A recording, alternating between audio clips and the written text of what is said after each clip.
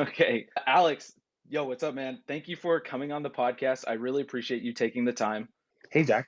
So yeah, pleasure to be here. I don't think I have been on TikTok before, so this is exciting for me. Well, this will also be on YouTube, so fair Okay, game well, there.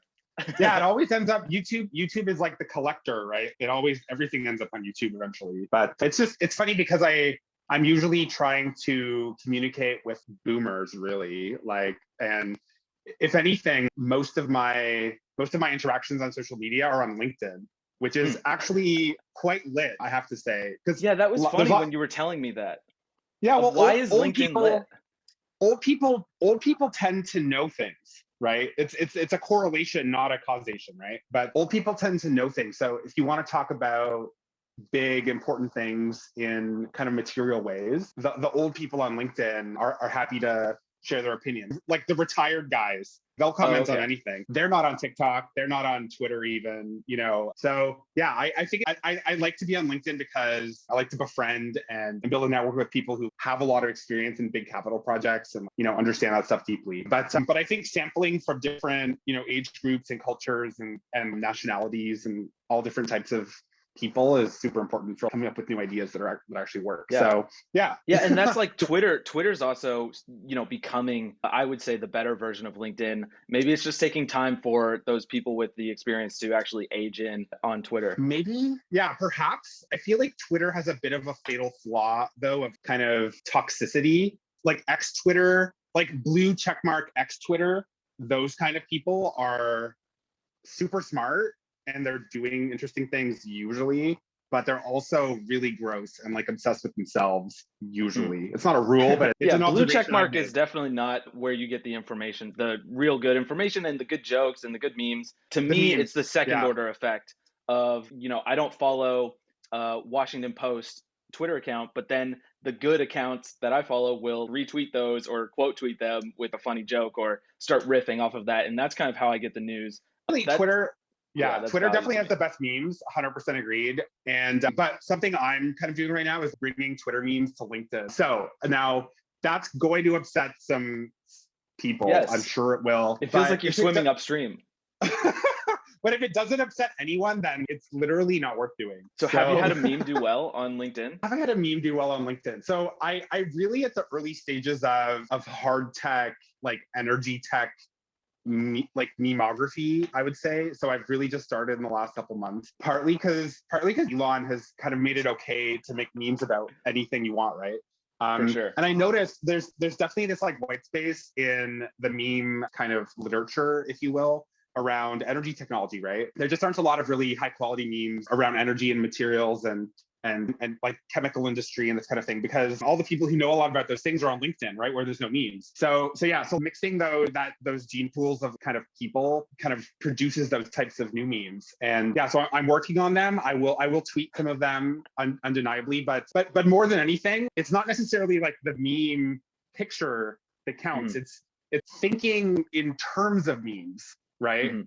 And really, like that's just a reformulation of presenting your thesis or argument or idea simply in a digestible way that people will understand and identify with, and Mhm. ideally have an emotional connection with, right? Because when people are able to build kind of an emotional link to a new idea, that is how you get that idea accepted, right? So you're um trying to reach the boomers so that maybe they'll know that you are thinking about lithium extraction and you'll be the first guy in their heads, and that's the goal. It's not really to reach the younger engineers and get them into lithium extraction. it's for everybody. No, it's for Gen Z, it's for the boomers, it's for everybody. I think everybody has something to bring here. I honor the boomers just as much as I honor Gen Z, who doesn't know anything yet. They will know a lot of things soon, right? Mhm. They are the future, right? And I mean, I'm 28. I'm still at the beginning of my career. But yeah, I, still I early. respect I respect young people fundamentally, right? But because I'm not emotionally traumatized from my 30-year career where McKinsey came in every 3 years and fired 8% of the workforce, right? Like some of these guys, they had a rough career because of just toxic, shitty corporate cultures, right? And I honestly feel bad for them. I really do. But I haven't experienced that. But sorry, just to kind of close the gap on that, what I'm trying to say is they tend to not respect young people, right? And treat them like idiots because basically their boss did that to them 20 or 30 years ago, right? Yeah, that's I the don't same think that's thing. productive. Yeah. That's the same argument with the student loans. It's like, if I paid student loans, you should pay student loans. It is, Um, it is, it is, it is the exact same thing. And psychologists, I think, would call that intergenerational trauma. So a traumatized generation is trying to traumatize another generation to kind of pass it on, right? But Gen Z, and why I live for Gen Z, and like why I love Gen Z, and why I'm very interested in Gen Z. I think I'm a millennial, but I'm I don't know how I'm classified, but who knows how I'm to interested in, classify these? who knows anyways, but I'm interested in Gen Z because Gen Z isn't putting up with it, Mhm. like Gen Z is like, no, we don't want to be traumatized, like, no, we don't want to just pass down your shitty codes and rules, Mhm. we want to kind of revisit fundamentals and build a better world, whether Gen Z's that's going like, full scorched earth. And I yeah, think I yeah, think that's actually why a lot of them are going into startups, because it's less hierarchical. You have more freedom, you have more responsibility, and I think that by going into maybe the boomer generations, by having bad bosses and what you were referring to, doesn't allow them to reach their full potential. So I think I agree with now that. by doing Yeah. startups, you can actually take on a ton of responsibility. So the super ambitious ones can do that, crush it, and really live up to it. I totally agree with that. But in terms of scorched earth, it's not about scorching the earth. They didn't scorch the earth, right? Mhm. Who scorched the earth, right? Like the 2008 financial crisis, right? That was the earth scorching event, right? Mhm. I mean, Maybe our entire hyperinflation now. hyperinflation in 2021. I mean, God knows what's going to happen, right? But the point is, Gen Z is entering this world where there are no adults, right? The adults have just not proven themselves responsible or even default smart a lot of the time, right? And it's not that it's scorched earth. It's just like there's no earth beneath them. There's no foundation, right? I mean, Reality, it feels like there's multiple realities, and this is one of yeah, my theories, is that I'm not sure if I mentioned this to you. There's fractured realities where blue might have a reality that they believe in, and red might also have a reality. And you know what, if yeah, you believe in either of those, both of them can be true. Like, you can find enough proof, and you can't find all the information to accurately actually disprove one of them, or find the right one. But you can live fine in each reality, and I think that's yeah. where we're headed to. Yeah, I mean, something I realized a couple of months ago is no one's right about everything. No one, Mhm. right? We all express and carry and convey a bit of truth, right? We're all truth tellers, right? But no one has all the truth. Literally Mhm. nobody, right? So it's important when you're kind of receiving information, whether it's data or emotional information or whatever, from other people, it's important to really reflect on that information and think like, okay, what is their experience and what aspects of the information I'm receiving from them are valuable and true, right? And always be Mhm. critical, and what is false, right? Because again, like no one's right all the time, right? So maybe that's just another version of Ray Dalio's principles or something about Like, radical transfer. Yeah. So I mean, all maybe I'm all just of like these things are remaking just that. iterations of the previous things. We're standing on So shoulders, aren't we? But so what's yeah. one of like so your experience is direct lithium extraction. You're making the memes about this. So what's your main thing that you want to get across about direct lithium extraction?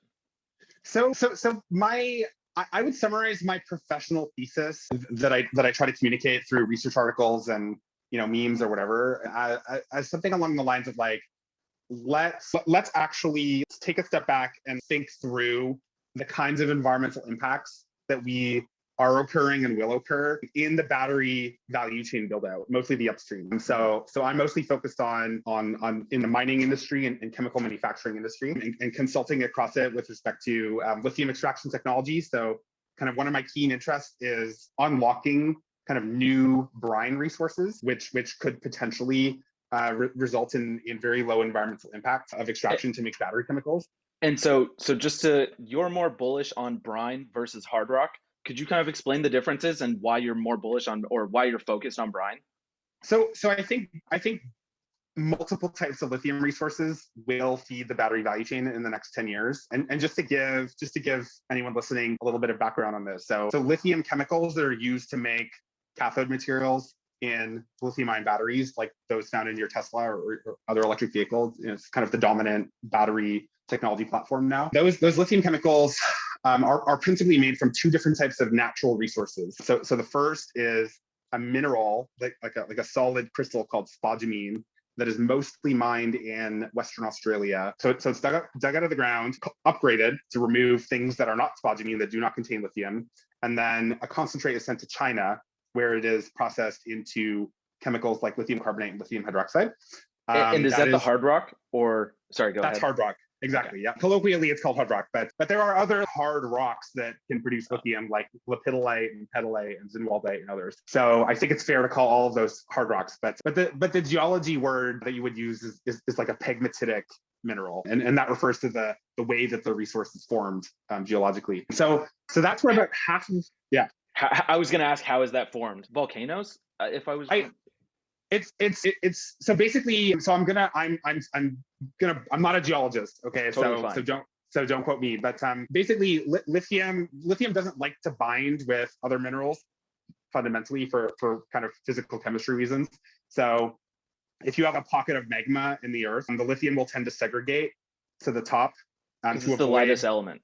Because it's light and due to some of its chemistry. So it'll segregate to the top and concentrate. And then when that pocket of magma kind of cools, it'll eventually form a pegmatite vein or dike, which is a technical mining term. So pegmatite and spodumene is about half of lithium production today. And then the other half is from brines. And the brine is just a salty water. So the lithium is dissolved in nature in a very high salt content. Much higher than the standard ocean. Much higher than the ocean. So the ocean is 3.5% by mass salt, mostly sodium chloride and calcium. These lithium natural resource brines are typically between 10 and 30% salt. Okay. So 3 to 10 times more salt than the ocean, and much higher lithium concentration. So the ocean has 0.2 ppm of lithium in it, which is a very small quantity of lithium. These brines will have kind of tens to hundreds to thousands of ppm of lithium. Yeah, that's a huge totally difference. Different. And that's why you're always like, lithium is everywhere, but it's not easily extractable everywhere. Yeah, there's a heck of a lot of lithium in the world, right? The ocean is the biggest lithium resource in the world, right? Lithium in the ocean. But the question isn't like, do we have enough lithium? The question is, which type of natural resource should we develop to extract lithium from, using which technologies, right? And the technology is a variable that can change, and it does change all the time, right? There are a number of different approaches to make lithium chemicals from natural resources that will incur which environmental impacts, right? So how do you quantify environmental impacts? And that's something I spent a lot of work on doing, life cycle assessment with some really smart folks in London called Enviro. And at what cost, right? So what will be the operating expense of liberating lithium from a mineral or making it concentrate from a brine, and then eventually converting it to lithium carbonate or lithium hydroxide. So it's this incredible complex phase space, right? That requires input from geologists and hydrogeologists and environmental experts and chemical engineers and chemists and mechanical engineers and market experts, and all these different skill sets come together to answer that question, right? That complex question. For sure. So then why are you bullish on brine? Just to pull the thread on that. So I don't strongly favor brine necessarily over pegmatitic hard rock minerals. I mean, fundamentally, they're all just matter sitting in nature. I mean, I don't like one more than the other. But before I kind of answer that question and like kind of the trade-offs between them, I'd also add that there's a third category of resources, which is sedimentary clays. So from Oregon all the way down to Mexico, there's kind of different deposits of dirt, really. So it doesn't look like a crystal or a mineral. It looks more like a sediment, and it flows, and if you put it in water, it breaks up. It's a very different kind of geology. And this was in the news because of Tesla. This was in the news because of Tesla, because they report to be developing their own sedimentary clay project in Nevada. But there's plenty of activity in Nevada focused on sedimentary clays now. It's just there just isn't any commercial production from sedimentary clays yet. But by 2030, there probably will be, almost certainly. So in terms of what is my favorite resource, right?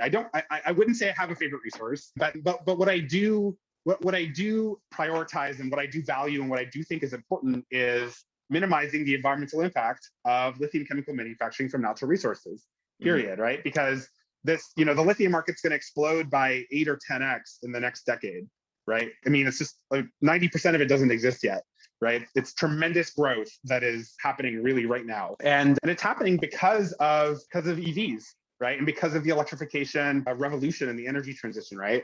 I think I read somewhere that 30% of the lithium that will be used by 2030 hasn't been developed yet. The majority of lithium values coming out of natural resources today, in 2030, the vast majority of that lithium doesn't exist yet. Those projects have not been built. Those mines have not been dug. Those brine fields have not been developed. Those wells have not been drilled. So there's a tremendous amount of moving around large quantities of material ahead of us in the next decade, and there's a whole bunch of folks working on that. The mining and chemical industries. So to kind of answer your question, so I think it's important that the energy transition works, right? We're doing this to avoid catastrophic climate change caused by accumulation of carbon dioxide in the atmosphere, right? Like we're not anti-CO2 emission even, right? We're anti-CO2 accumulation. We can't let it accumulate. The concentration can't build up because that's what causes the greenhouse effect. So in that respect, we have to make sure that the supply chain of manufacturing those batteries is decarbonized as well, right?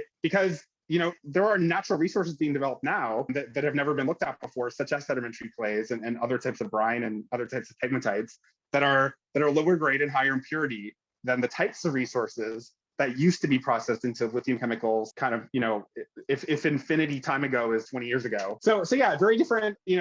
The energy transition has created a transition in the way we develop natural resources. And there are environmental impact kind of factors to that. There are technology development and deployment factors to that. And I think it's critical that we're monitoring and understanding all of those kind of developments that are happening simultaneously, so that we really understand and kind of ensure that the energy transition is worth it, right? Like, if I'm making lithium hydroxide in China and emitting some exorbitant quantity of CO2 because I'm burning coal or whatever it is, then it doesn't matter if the lithium atom in the Tesla in Norway, right, isn't emitting CO2 in Norway, right? Because the atmosphere, we all share this atmosphere, right? The boomers, the Gen Z, the squirrels, the humans, the whales, right? Like we depend on the common atmosphere, right? So yeah, the CO2 molecule doesn't care where it's emitted.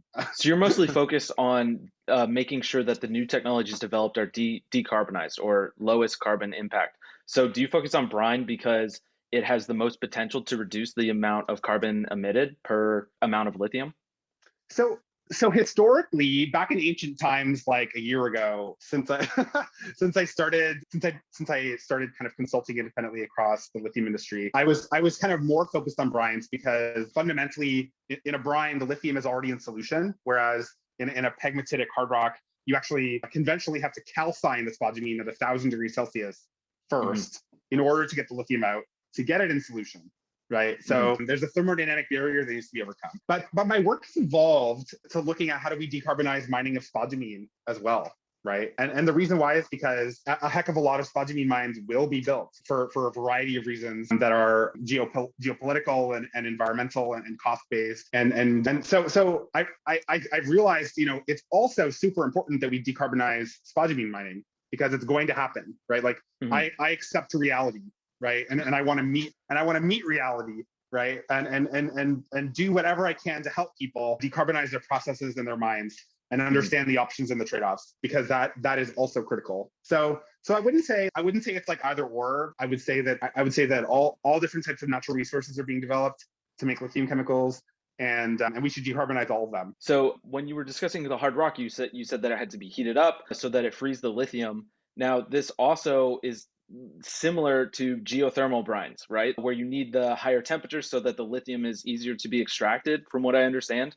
I'm just vaguely asking about geothermal brines. Yeah.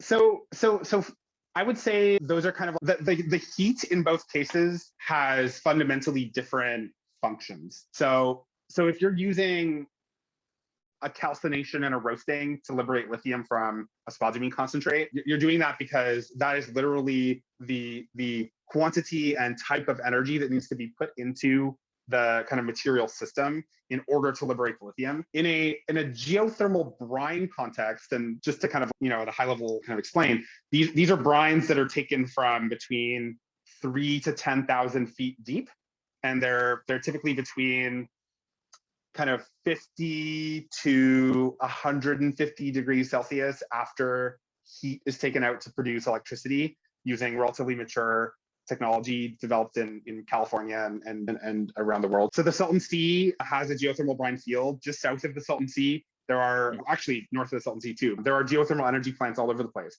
And what those plants are doing is they're taking brine, so salty water, from between 6,000 and 8,000 feet deep and potentially a bit lower in some cases. And they're producing the brine, high pressure and high temperature. They're flashing off steam. So when you reduce the pressure, steam comes off of the brine, and that steam can be used to produce electricity. And then after that brine, with all the salts in it, has produced steam which produces electricity, it's mineralized, right? It's salty, and it's relatively salty compared to other brines, actually. That brine actually does have lithium in it, and it has zinc and manganese and iron and silica and a whole bunch of other things too. But there are currently a number of real commercial projects focused on trying to get the lithium out of that brine in the Salton Sea right now. And I think at least one of them will probably succeed. I'm not going to name names, but I think at least one of them will succeed. So that's a really interesting concept, because first of all, you're producing low carbon power simultaneously as you produce lithium chemicals, right? So that's attractive in the sense of, the energy transition that we're undergoing right now. But it's also attractive because the footprint is so small, like the physical footprint on the surface of the earth, right? Like you have a chemical plant with a basically a stream of brine flowing through it. You use a direct lithium extraction technology, which is the use of a kind of engineered material to selectively remove lithium from the brine and then leave everything else. And then you're putting it back underground. Everything that's not lithium, you put back underground. That is the concept. And you don't add many materials to it or chemicals? Or in some cases, you do need to modify the brine a bit. And I won't go into details of exactly what you need to do, but there are some components of the brine that can cause issues for some technologies. And that's not a rule, right? It is a trend, I would say. But based on my observations, brine chemistry modification is probably needed in most cases. So that's the idea behind geothermal lithium. I think it's a really interesting idea. It's interesting to note though that like a geothermal, like there is literally no geothermal lithium on the market today. It doesn't exist yet, right? So this is a mid to high TRL, technology readiness level. Technology approach. Okay. So is it because it was a new technology approach, or why wasn't this available before?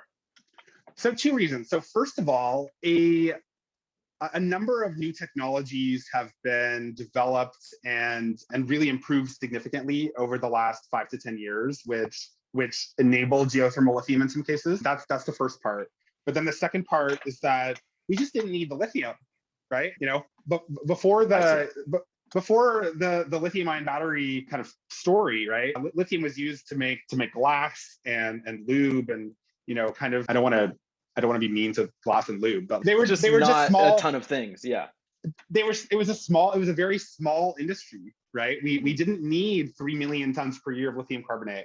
We only needed 100,000 tons per year. So this is kind of like a textbook economic geology transition. So I'm going to try to visualize this graph. I don't know if you can add it later or something, but like on the x-axis, you have lithium concentration in a resource. And on the y-axis, you have quantity of lithium stored in a resource at that concentration.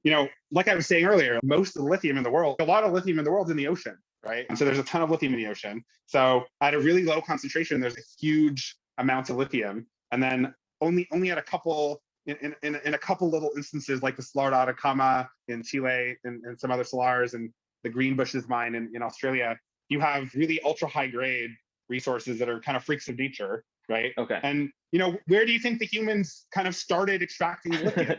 For right? sure. Obviously, they identified where the freaks of nature, right? The highest lithium concentration resources, because it's easiest to get the lithium out of them. It's cheapest too, right? So what happens though when you increase demand is, you've tapped all the high lithium concentration resources, right?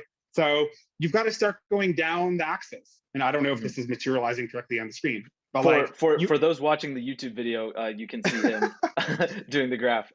so as you go, as you need to produce more and more lithium, and you kind of tap out and cannot produce any more lithium from the freaks of nature, you have to start developing lower grade lithium resources, right? So So geothermal brine has less lithium concentration than these other places, but we're starting to do it. So does the grade for geothermal brines, is it a significantly lower, or why are we extracting it now? And will this be one of the faster growing resources? The reason that I'm asking this is I have a ton of young engineers that are probably looking to start a startup eventually, like or join startups. Where should they be looking to jump in on the supply chain? I yeah. think geothermal tackles these two things by producing energy and lithium. So that's really great.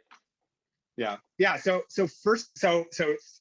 three-part answer. So first of all, Three-part question. if any of your listeners, three-part question for a three-part answer. If any of your listeners or viewers want to learn more about the space, there's a ton of free information on my website that they can access and learn from and play around with. There's a heck of a lot there to kind of That'll get be you linked in started the on description. understanding the lithium industry.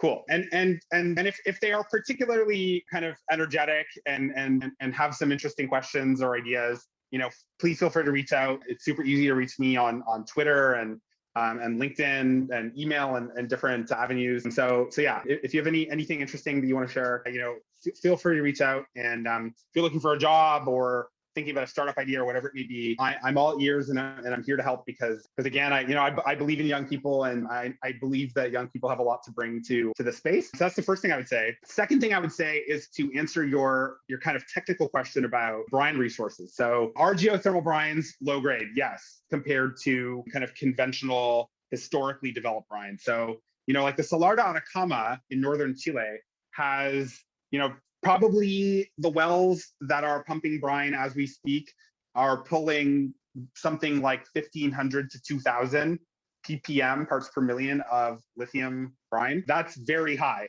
That is exceptional. And I'm pretty sure that's the highest lithium grade brine on the planet, at large scale at least. And so let's call that 2,000 ppm. There's been a lot of development activity, and by development activity I mean commercial projects, like people are actually trying to build mines and chemical plants. There's been a lot of commercial activity on Argentine brines, kind of on the other side of the Andes. And a lot of those brines have concentrations in the range of 300 to 800 ppm.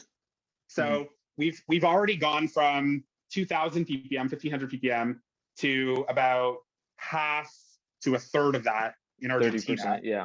Okay. Okay. And some of those projects use DLE technologies, or one of them uses a DLE technology in their process. It's kind of like a hybrid DLE technology that also kind of leverages evaporation. And other new projects will use DLE technologies because they're just lower grade resources, and the evaporation in Argentina is typically less than in Chile. The Atacama Desert is the driest place in the world. And so evaporative lithium brine processing doesn't work as well in Argentina. It still works, and some projects will be highly successful using evaporative techniques, but it's not as robust and as reliable as it is in Chile. It rains more in Argentina. So that's your second question. And then to answer your third question, which is like, where should people be looking for jobs and looking to have impact in the lithium industry or the battery metal industry, or really, I would propose to think about kind of all of industry, right? Because some of the decarbonization problems that are related to technology in chemical processing are just, they're chemical processing issues, not necessarily lithium processing issues. And I think a good example is high grade heat, right? So if I need 1,000 degrees Celsius in processing of something, right, whether it's a kiln and I'm roasting a rock or sediment or whatever, historically that was met using fossil fuels, right? And today it is met using fossil fuels. And in the future, it will still be met largely using methane, right? And other hydrocarbons. I think one of the really significant technological priorities of decarbonizing industry, whether that's chemical manufacturing or mining or kind of these sectors that I spend most of my time in, is heat, electrifying heat specifically. We need to find a way to take in, high voltage DC power and convert it to 1,000 degrees Celsius air, right? Okay. And make that heat transfer work well, and solve a number of problems associated with electrifying heat. So that So is a would that be an lithium. electrical engineer? How I does think that I process work? Or Yeah, so electrifying heat. So if I tried to scale up electric, like rotary kiln, like an electric rotary kiln. By the way, I'm not an expert in this. Let me just say. So that's totally. I I might mean, sound these are the stupid. new fields, right? So I might sound stupid, but hey, I'm not afraid to sound stupid every once in a while. So there's probably issues with heat transfer from the source of the heat to the material inside the kiln. There's probably issues with material of construction of the heating elements. So I'm not familiar with all of the heating element options for heating something up to 1,000 degrees Celsius, but okay. you can imagine if I need 1,000 degrees Celsius inside a rotary kiln, that's basically a long tube that rotates, then I'm probably going to need slightly higher temperature, or maybe a lot higher temperature, kind of in my heating element that's a part of the kiln or on the outside of the kiln or something like this, right? So I don't have 1,000 degrees Celsius materials construction problem. Maybe I have a 1,500 degrees Celsius I see. material construction problem, right? So again, I'm not an expert in electric You don't know the calcination. answer. You just know that this is a problem that I you don't know need. the answer, but I do know the question. Yeah. No, And that's I honestly that's great. That means that it's ripe for a startup. 100%. And I would also say I think it's crucial to work with industry players too if you're trying to scale up something new. Like if you're really in ideation research phase, don't try to talk to big companies because they might just try to steal your idea. Like prove it out in kind of mini pilot scale first, for sure. But when you really start to hit on something that appears to be valuable, like having friends in the industry that you're like trying to like disrupt or participate in is invaluable. It is so important to have a good network in the industry that you're trying to participate in. And that's where the boomers kind of have an advantage, right? I was Because just gonna say they that's where just LinkedIn comes in. that's No, where LinkedIn comes in. we need to start the 100%. Twitter DLE space. We There's need startup Twitter, there's oh, tech Twitter. We need DLE Twitter. just If don't you are listening to this and you have DLE comments, please tweet them. Please tweet at us just don't give me a blue check mark. Like the day I get a blue for check sure. mark is the day that I am calcified and I should just be For sure. like That means you're disposed of. at the end of your Uh, career for sure. I should just graduate to something to Facebook or something. Yeah, I Mhm. mean, we did talk about Facebook, right? I mean, I think you'll agree with me. Nothing happens on Facebook now, right? I mean, Facebook is like a wasteland. Yeah, I never use Facebook. But So I know you have a hard cap at 11:30 your time. So before we kind of wrap up, I wanted to ask you what I got a lot of questions about this. I've previously made videos on DeepGreen, and recently it was discussed that they're looking for a SPAC with SOAC. And I was just wondering, have you looked into DeepGreen? Do you know much about their lithium extraction or their materials extraction? For context, they're mining polymetallic nodules at the bottom of the ocean floor. What do you think about this potential acquisition or company?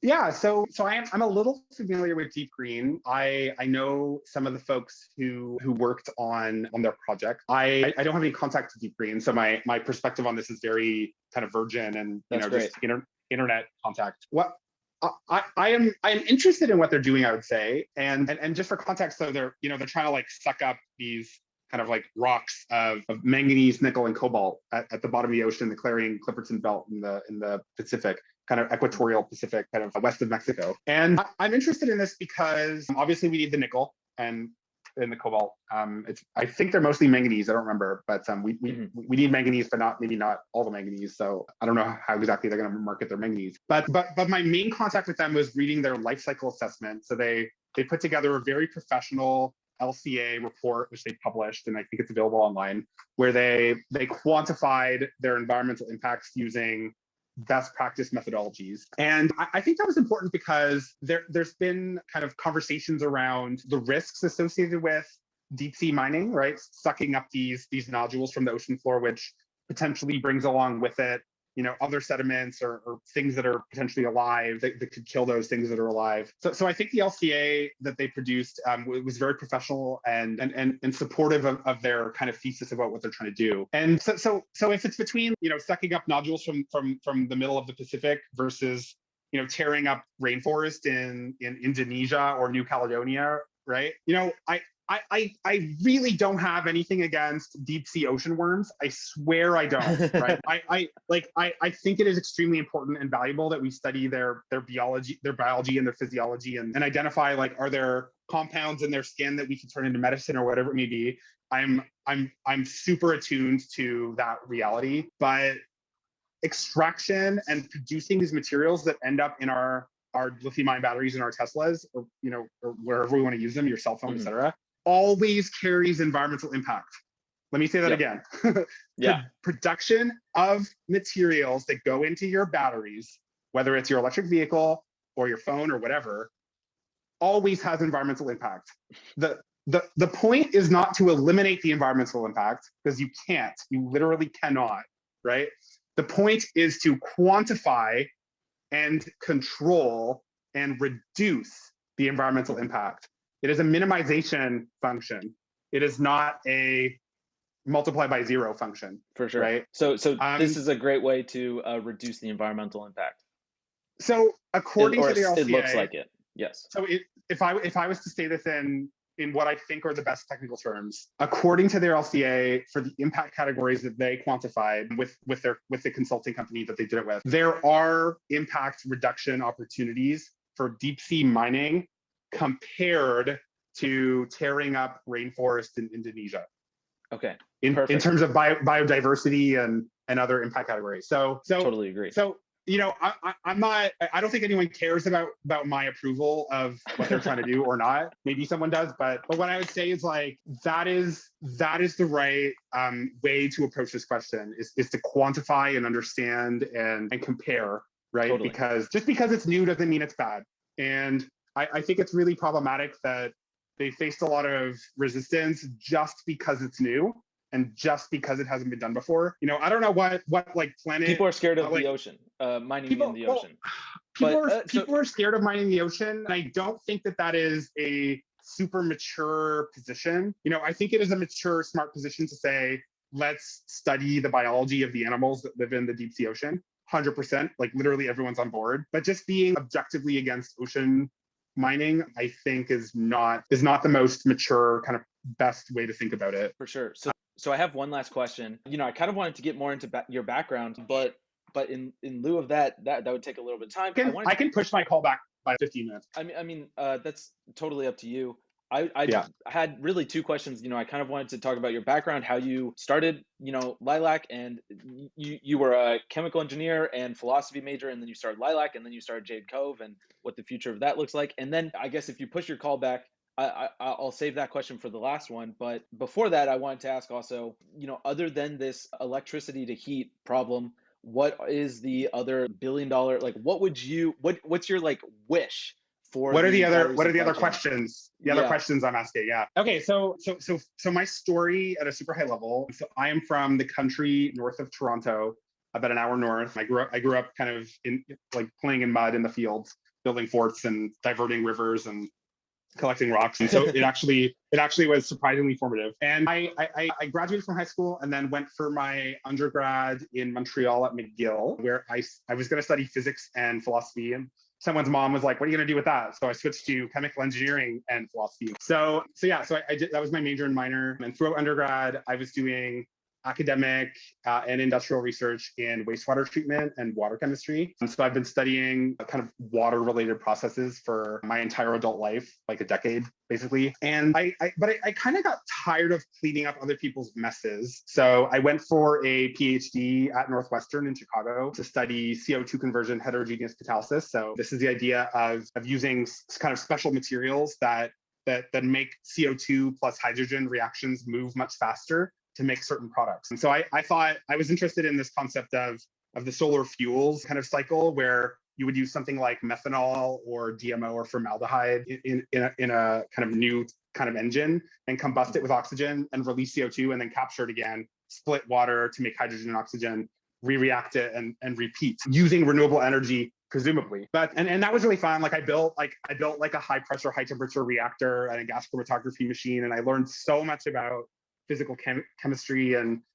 analytical procedures and all these things that I still use today. It was very helpful. But I realized that the solar fuel cycle was probably not a good way to store energy for ground transport. Lithium-ion batteries in electric vehicles is 1,000 times better, and that applies to the hydrogen fuel cell concept too, by the way, if anyone wants to I Google knew what you'd I've said bring about that up. Yeah. hydrogen. Just had to shit on hydrogen a little bit. But anyway, so I left my PhD, well, to back up, I was hired in grad school to run a seminar series that was put on by the engineering PhD students for the business school, pretty much. I mean, anyone was invited, but it was like mostly like Kellogg MBA students who didn't know anything about technology or energy technology or anything. Of course. And I was hired to take that over from a graduating PhD student who was finishing his PhD in material science, named Dave. Super brilliant guy, very insightful. And I started chatting with Dave about where the lithium was going to come from for manufacturing all these batteries for electric vehicles. And he basically invited me to meet in the library in grad school, and this was in like 2016, so this was 5 years ago now. And he told me a bit about some ideas he was having around lithium extraction, and you know, he essentially asked me if I wanted to work on it, and I said absolutely. This is fascinating. So that project that really started in 2016, and it turned into Lilac Solutions. So I left my PhD with a master's to help start Lilac, and yeah, so that became Lilac, and Lilac raised a $20 million Series A announced in February 2020. That was led by Breakthrough Energy Ventures, which is Bill Gates' climate fund. So that was kind of my entry point into lithium and mining, and that was an opportunity where that was a place where I taught myself a lot about a lot of things. Right. So we were like a 4 person startup at the start. Right. So, you know, I was the only engineer really. And so I built all of these kind of automated systems to demonstrate the technology, which is requisite for proving the value proposition of the technology. So I taught myself like how to program like PLCs and how to do kind of basic electrical engineering, like nothing sophisticated at that time. I'm sure it's evolved since I left. But I taught myself a lot of stuff, and a lot of stuff around like physical chemistry and hydrometallurgy, which is really like aqueous phase mineral processing. And it was a lot of fun, you know, a lot like sleeping at the lab a bunch of times, making sure the robots were doing what they were supposed to do and taking samples and stuff. And very, very early stage startup kind of. It's a common theme. Aesthetic. Yeah. Well, when it's got to work, it's got to work, right? You sleep at the lab. That's what you do. Yeah. So that was my time at Lilac, but I really wanted to have a broader impact across lithium and across battery metals and beyond. So I left actually almost exactly 2 years ago to kind of start my own company, consulting across lithium. And part of what I did over the last 2 years was develop a really deep global insight into all the different types of direct lithium extraction technologies. And so that research and that understanding and that kind of first principles informed insight has created a lot of value for some of the folks I work with. So I'm super proud of that. And a big part of also what I've been doing over the last 2 years is I mentioned Minvaro in London a little while back, is working with them on life cycle assessment. And I'm working with this really smart guy named Rob, who did his PhD in LCA of mining in the UK. And we've been doing life cycle assessments in the lithium industry for projects in development. So these are folks who are trying to build lithium mines or you know, lithium brine extraction projects or you know, or lithium processing facilities, and they want to understand what are the hotspots in their environmental impact and kind of profile, right? And so, you know, what are the top 3 or 5 things that drive their CO2 intensity or water use or whatever it may be? So we build a life cycle assessment model which informs them of where they kind of need to look to mitigate those impacts. So, you know, my kind of mission is to build the best battery supply chain possible, because we deserve that. The world deserves that, right? Like we owe it to the people buying electric vehicles to do that, right? And I really feel like Pro is really operationalizing a really important part of that, which is to quantify and understand environmental impacts. And then, you know, kind of part 2 is, well, okay, I have an impact because of technology XYZ in my process. What are alternative technologies that I could use to perform that function in my process, right? Mm-hmm. So this kind of brings me to your second question, I guess, right? What's the golden fleece? The interesting opportunities, in my opinion, are those which reduce environmental impacts, right? So whether that's reducing CO2 emissions of a process like electrifying, or, you know, other schemes for, I'm just kind of like brainstorming off the For top of sure. my cuff That's the here, but best way to do like these. other basically other schemes to produce low grade heat that don't require fossil fuels, right? Anywhere that diesel or methane or coal or oil or any fossil fuel is used in a process or a mine, identify what are the opportunities to remove it from the process, right? That's the algorithm. That's the objective function. So that's a big part of it, and then water is a big part of it too. So in mining and mineral processing, you always use fresh water, always. Anyone who tells you that they don't use any water in their process either, doesn't understand their own process, or they don't understand it yet, or they're lying. It's one of those two. And so it'll always use water. So the goal is not to use no water, because it's pretty much impossible in almost all cases. The goal is to minimize the amount of water we use, right? And potentially use, maybe brackish water instead of fresh water, for example, things like that, right? Because like a brackish water, which has maybe 0.5% salt instead of fresh water, which has 0.1% salt, right? Like you can't use that brackish water for agriculture, or animals probably aren't drinking it in most cases. And like if you can sub out fresh water for brackish water, right, that's an improvement in terms of the process's impact on water availability for animals and people and agriculture and plants, right? So CO2 and water are really the main kind of pain points in lithium processing and in all mining and mineral processing. So things which reduce CO2 emissions and which reduce water use are valuable. And we could use some more breakthrough technologies on both those fronts. And yeah, again, if anyone wants to reach out with ideas or questions on that, happy to chat. I'm always happy to kind of help energetic, motivated young people with interesting ideas to succeed, because so many people have helped me along the way, and it's really a pleasure to be able to kind of give back and really start giving back as soon as I can. For sure. So it's not like a waiting. holy grail membrane, but that's where can they find you on Twitter? How can people find you online? First of all, I would just say, like, thinking in terms of holy grails is not the right framework. Like there's a lot of like little step change improvements that are useful. So yeah, so always be skeptical of people who are talking about holy grails, because usually they're kind of full of shit. But that's what I say. So how to find me on the internet? You can find me on Twitter at Alex Jade Cove, and I guess you'll probably like internet this somehow. But I'm findable on Twitter. You can find me on LinkedIn, and you're welcome to reach out or add me or whatever. And my email is on my website. So I make it as easy as possible to access me. So for sure. Awesome. Well, Alex, I appreciate it. I'm definitely looking forward to seeing how Jade Cove plays out, and hopefully we'll have you on the pod next time again, and definitely looking forward to it. I appreciate the time. Thanks for having me, Jack. Yeah, we're gonna have to talk someday about terraforming the Salton Sea, because I am so interested in this as well. You can either dry it up and control the dust along the way, or somehow put more water in it, right? And who's really good at doing things like that? The mining and chemical industry, right? So we'll have to we're gonna have to put some more thoughts towards that. We're gonna have to do a podcast of project. Brainstorming terraforming the Salton Sea. Yeah, we should just invite a bunch of like funny rando technologists and just shoot the shit on how, like, where's the water going to come from. Like, we can't, like, the Colorado River is tapped out. That's not an option. So yeah, well, another day. My idea with the clouds, but you have to make sure that they rain. We were talking about this, right? Because there's evaporation ponds just like northeast of there where they're making industrial minerals. So I really don't think they would be happy if you seeded a bunch of clouds to rain. And you were off by just a few miles. And you were off by 100 kilometers or whatever it is. You're gonna eat into someone's profits eventually there. So for sure. But maybe there's a mechanism to control the accuracy of making it rain. Who knows? I need to look into that more, but we'll have to do a podcast on brainstorming that. Either way, I really appreciate the time. All the links are in the description. Go follow Alex on Twitter. Go follow me on Twitter, ___, and I'll talk to you guys later. Okay, cool. Thanks, Alex. Bye. Bye.